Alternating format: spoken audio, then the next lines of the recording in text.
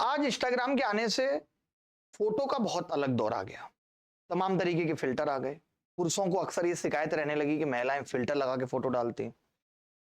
पुरुषों को ये भी शिकायत रहने लगी कि जिस लड़की को हमें शादी के लिए दिखाया गया था या जिसको हमने वरमाला पहनाई थी, बाद में वो वैसी निकली नहीं। मतलब फोटो का एक अलग तरीके का दौर है, यानी कि आज इतने तरीके के फिल्टर और इतने तरीके के मेकअप आ चुके हैं कि असली शकल से आपको बहुत दूर ले जा चुके हैं। वैसे असलियत से हम लोग दूर तो पहले से ही थे, बट अब शकल से और ज्यादा असलियत से दूर जाने लगे। हालत ये हो गई है कि लोग ये कहते हैं कि एक एक लोटा पानी अगर किसी के मुंह पे मार के देखा जाए तो पता चलता है कि इंसान पूरी तरह बदल जाता है। और ये फोटो की समस्या खाली आपके दैनिक जीवन में या सामाजिक जीवन में ही नहीं है, ये एसएससी में भी थी। हर साल आप देखते थे कि बच्चों के फोटो की वजह से फॉर्म रिजेक्ट हो गया। यानी एसएससी भी ये कहती है कि हमें तुम पे भरोसा नहीं कि तुम वही आदमी हो। और बच्चों को भी ये चीज समझ आ नहीं रही थी कि हम कैसी फोटो डालें कि एसएससी को पसंद आ जाए। एसएससी को नहीं आती थी। सब जहां दुनिया में ऐप बनाने का इतना बड़ा दौर चल रहा था, तो एसएससी ने कहा हम क्यों पीछे रहे, हम भी अपनी ऐप बनाएंगे। जबकि अभी अभी ऐसा हुआ भी है कि प्ले स्टोर ने ये कहा है कि अगर आप ऐप बना के पैसे लेते हो तो 30% हम ले जाएंगे। ये लड़ाई चली रही थी और उसी दौर में एसएससी भी ऐप बनाने में सफल हो गई। पता नहीं कौन ऐसे डेवलपर हैं, हो सकता है एसएससी ने भी किसी सेल्स प्लेटफॉर्म से ऐप खरीदा हो, बट एसएससी एक ऐप लेकर आ गई है।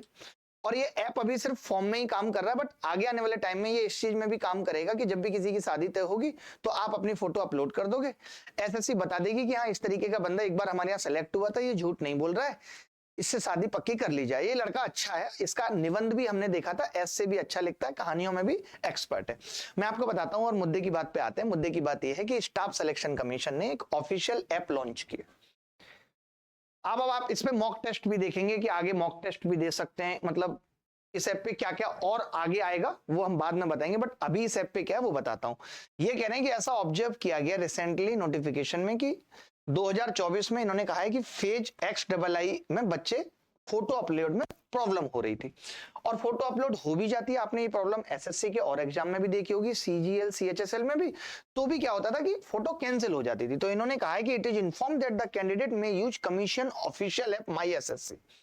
कितने कमाल के ऐप है माई एसएससी, जैसे होता था माई ऐप, माई पाठशाला, उसी तरीके से इन्होंने भी ये चुरा के क्या रख दिया, माई एसएससी एक ऐप बना दी। ये ऐप कैसी है, कर्मचारी चयन आयोग का लोगो लगा हुआ है, 50,000 से ऊपर डाउनलोड हो गए, 3.2 रिव्यूज हैं भी इस ऐप के। आप यहां जाके प्ले स्टोर से ये ऐप डाउनलोड कर सकते हो। होगा क्या, आप जब भी कोई फॉर्म भरेंगे उसका रजिस्ट्रेशन नंबर डालेंगे, पासवर्ड डालेंगे और ये 2-3 कैरेक्टर डालेंगे, कैप्चा डालेंगे।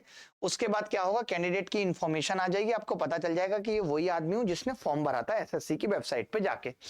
उसके बाद ये कहेगा आपको कि एक फोटो आप अपनी लगाइए। तो जैसे ये बंदा, इसने अपनी फोटो लगाई, पता नहीं कैसी शकल बना के फोटो लगा रहा है। फिर इसने अपनी ये फोटो लगाई, एसएससी ने इसको काट दिया, एसएससी ने इसको काट दिया। फिर इसने मास्क लगाई, इसने कहा कोरोना ना आ जाए, फिर एसएससी ने इसको काट दिया। फिर एसएससी को इसकी ये फोटो पसंद आई जो इसने थोड़ी गोरी करके लगाई, और एसएससी ने कहा कि your photograph has been uploaded successfully. यानी कि अब फोटो के टाइम पे आपको पता चल जाएगा कि आपकी फोटो ठीक है या नहीं। एसएससी खुद आपको बोल देगी कि कैमरा को अपने आंख के लेवल पे रखो। तो ऐसा नहीं करना है कि ऐसे कैमरा लिया और आंख पे रख दिया, जैसे वेलकम में नाना पाटेकर ने खीरा रखा था। तो candidate should not wear A cap नहीं होनी चाहिए, मास्क नहीं होना चाहिए, ग्लासेस नहीं होनी चाहिए जब आप लाइव फोटो ले रहे हो, ठीक है।